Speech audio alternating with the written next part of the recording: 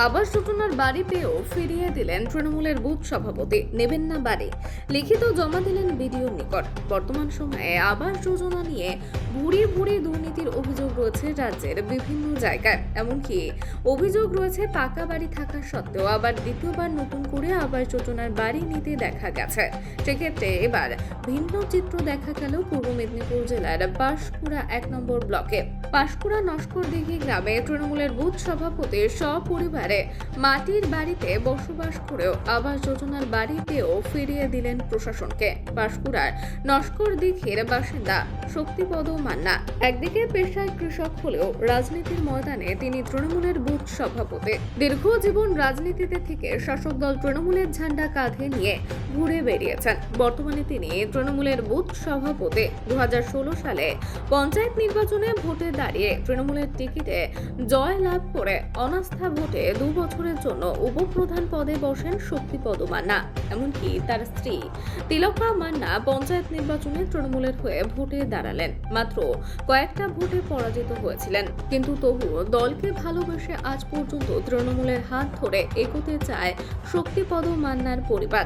অ্যাসবেস্টার দেওয়া মাটির বাড়িতে পরিবার নিয়ে বসবাস করেন তিনি। তবে 2013 সালে একটা পাকা বাড়ি পাওয়ার জন্য আবাস যোজনার তালিকায় তিনি নিজের নাম নথিভুক্ত করেছিলেন। সার্ভে হওয়ার পর তার আবেদন মঞ্জুর হলে নতুন করে 2024 সালে আবাস যোজনার লিস্টে শক্তিবাবুর নাম আসে। এমনকি কিছুদিনের মধ্যে বাড়ি করার জন্য আবাস যোজনার টাকা তিনি পেতেন, কিন্তু হঠাৎ করে তিনি আবাস যোজনার বাড়ি পেয়েও আবাস যোজনার বাড়ি নেবেন না বলে সাফ জানিয়ে দেন নিজের দলকে এবং লিখিতভাবে বিডিও অফিসে জমা দেন তিনি। পাঁশকুড়া 1 নম্বর ব্লকে গিয়ে বিডিওর কাছে তিনি লিখিত জমা দেন তিনি আবাস যোজনার বাড়ি নেবেন না। তবে এখনো তিনি তার পরিবার নিয়ে মাটির বাড়িতেই বসবাস করলেও তার 2 ছেলে নিজের পায়ে দাঁড়িয়ে উপার্জন করতে শিখেছে। তবে ছেলেদের মধ্যে কেউ সরকারি চাকরিজীবী নয়।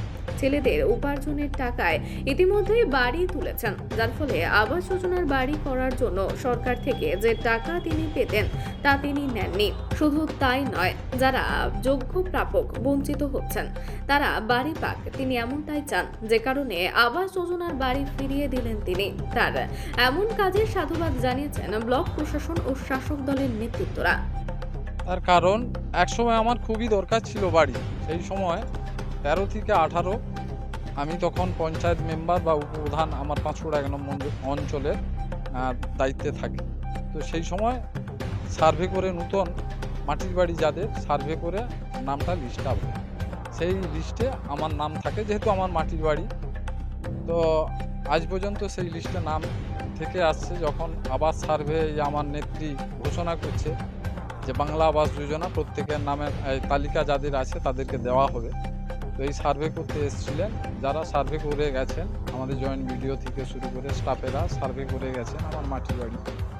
তো জানতে পারলাম যে আমার নাকি স্যাংশন হয়ে গেছে, হয়তো পেলেও পেতে পারি, কিন্তু আমি বাড়িটা নেবনি।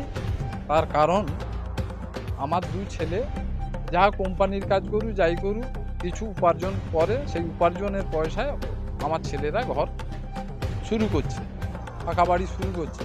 তো যদিও সে বাড়িতে আমরা বসবাস এখনও করিনি, মাটির বাড়িতেই বসবাস করি। তো সেই কারণে আমি একটা দল করি, তৃণমূল। সেই দলের মুখ্যমন্ত্রী মমতা বন্দ্যোপাধ্যায় এবং আমার এখানে নেতৃত্বরা আছে, ব্লক নেতা থেকে শুরু করে আমাদের যে পাঁশকুড়া পৌরসভার চেয়ারম্যান নন্দবাবু, সুজিতবাবু, এরা আমাদের দায়িত্বে আছেন। তো এনাদের ভাবমূর্তি পরিষ্কার থাক, বা আমার দলের ভাবমূর্তি পরিষ্কার থাক, আমার দিদির ভাবমূর্তি পরিষ্কার থাক, এই কারণে আর 5টা মানুষ পাক, গরিব মানুষ পাক। আমি এই কারণে, যেহেতু আমার ছেলেরা মাটির বাড়ি শুরু করে, এই পাকা বাড়ি শুরু করেছে, একদিন না একদিন আমাকে যেতে হবে সেই পাকা বাড়িতে। তো এই কারণের জন্য বিরোধীদের মুখ যাতে বন্ধ হয়, তার জন্য বিরোধীরা কোনো যেন অপপ্রচার না করতে পারে, এই কারণের জন্য আমি বাড়িটা নিচ্ছি না, আমি ফেরত দিচ্ছি। হ্যাঁ, ফেরত দিয়েছি।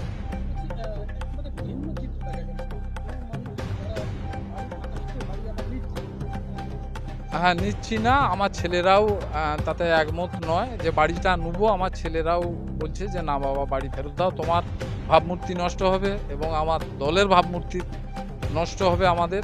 তো এমন কাজ আমরা করব নি যে আঙুল তুলে বিরোধীরা কথা বলবে, এই শক্তিমানা বাড়ি নিয়ে নিয়েছে, তৃণমূল দল করে বাড়ি নিয়ে নিয়েছে। না, আমি এমনটা করব নি। তাই সিদ্ধান্ত নিয়েছি যে বাড়ি আমরা ফেরত দেবো এবং যারা গরিব মানুষ আর ৫টা মানুষ তারা পাক এবং আমার দলের ভাবমূর্তি পরিষ্কার থাক। এখানে আঙুল তুলে কথা যেন না বলতে পারে। জমা দিয়েছেন? হ্যাঁ, বিডিও সাহেবের কাছে আমাদের দরখাস্ত জমা দিয়েছি। আপনার নাম? আমার নাম শক্তিপদ মান্না। কোন পদে ছিলেন? আমি প্রাক্তন উপপ্রধান এবং এখন বর্তমান আমি বুথ সভাপতি আমার নস্করদিঘি। নিশ্চয়ই ওনার বাড়ি নস্করদিঘি। ওনাকে আমরা সাধুবাদ জানাই, ধন্যবাদ জানাই যে উনি এগিয়ে এসেছেন প্রশাসনিকের হাত ধরে, যে উনি বাড়ি আরও না নিয়ে উনি সহযোগিতার হাত বাড়িয়ে দিচ্ছেন। তাই আমরাও ওনাকে ধন্যবাদ জানাই পঞ্চায়েত সমিতির তরফ থেকে।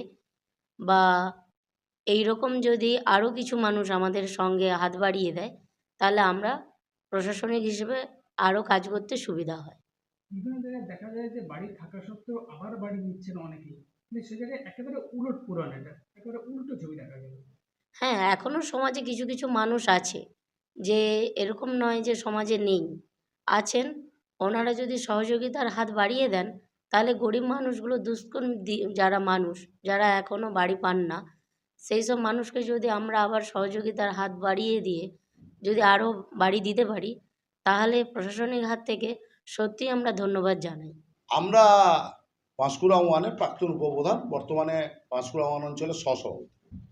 শক্তিমান্না মহাশয়ের এই ধরনের চিন্তাভাবনাকে কুর্নিশ জানাই।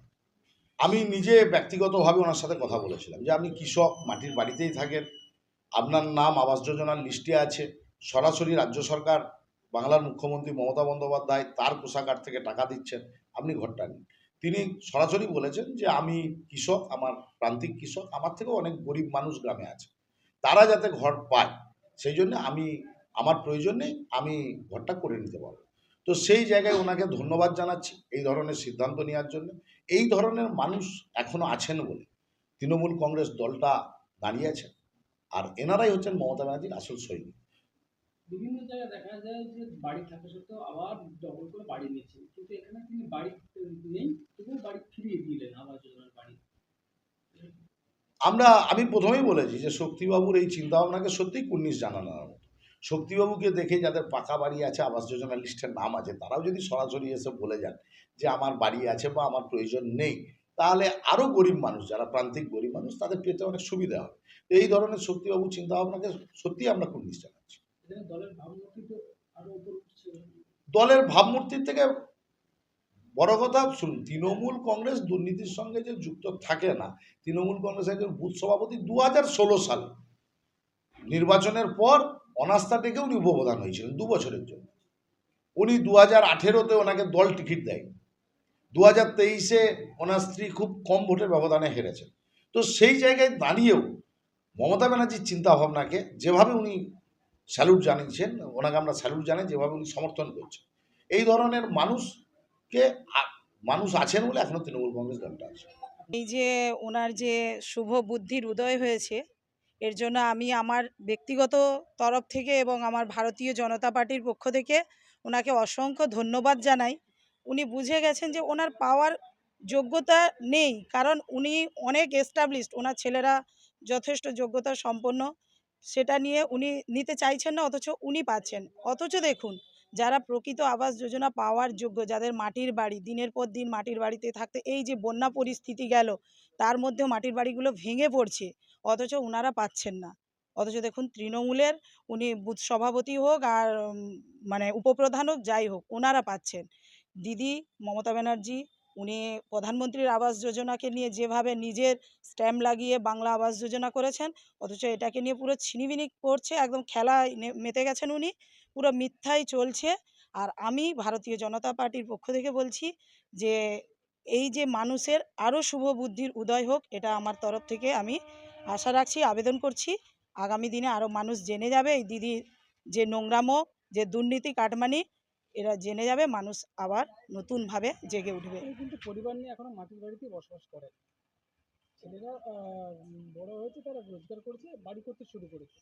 যে কারণে উনি নিচ্ছেন না, কারণ জানেন ওনার করার ক্ষমতা আছে, অথচ উনি করছেন না। কিন্তু এটা ওনার প্রয়োজন নেই, উনি চাইছেন যে প্রকৃত যেনাদের প্রয়োজন আছে তেনাদের দেয়া হোক। আর একটা জিনিস দেখা যায় যে যাদের একটা করে বাড়ি আছে তারা ডবল ডবল বাড়ি নিচ্ছে। হ্যাঁ, এটা নিয়ে একদম পাচ্ছে। ভিন্ন চিত্র এটা। ওটা তৃণমূলের মানে আশীর্বাদে পাচ্ছে, তৃণমূলের সব দালালদের আশীর্বাদে পাচ্ছে যে মানে পাকা বাড়ি আছে, দোতলা তিনতলা বাড়ি আছে, পুনরায় পাচ্ছে। অথচ গরিব যারা খেটে খাওয়া দিনমজুর, দিন আনে দিন খায়, তাদের মাটির বাড়িতে থাকছে, তারা পাচ্ছে না, প্রকৃতরা পাচ্ছে না। এগুলো তো দিদির চলছে, দিদির জামানায় চলছে এইভাবেই। সেক্ষেত্রে এই ছবি একদম অন্য একটা মত। হ্যাঁ, ওনাকে সত্যি বলছি, আমার মানে আন্তরিকভাবে ওনাকে আমি অনেক অনেক ধন্যবাদ জানাচ্ছি। ওনার যে এই শুভ বুদ্ধির উদয় হয়েছে, এর জন্য আমি এবং আমার ভারতীয় জনতা পার্টির পক্ষ থেকে ওনাকে অসংখ্য ধন্যবাদ জানাচ্ছি। আমার নাম আমার নাম স্বাগতা মান্না, আমি পঞ্চায়েত সমিতির পাঁশকুড়া 1 পঞ্চায়েত সমিতির মেম্বার। বিগ নিউজ, সবার আগে সবার সাথে।